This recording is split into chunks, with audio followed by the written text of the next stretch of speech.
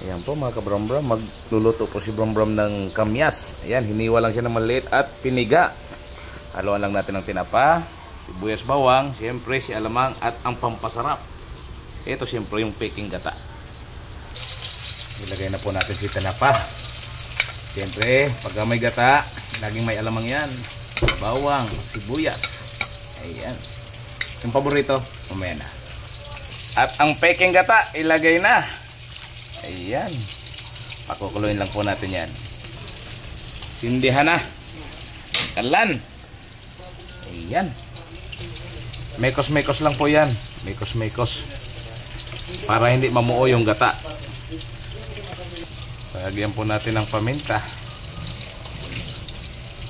Ayan po. Kumukulo na.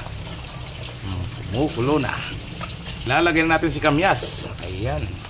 Ayan po si kamyas. Ayan, mekos-mekos lang. Ayan mga kabrombram, lagyan natin ng sili. Ayan, ang sarap. Siyempre wag po kalimutan ng Ajinomoto, bitchin. Yan ang finished product. Ayan na po ang ginataang kamyas. Napakasarap. Chow down!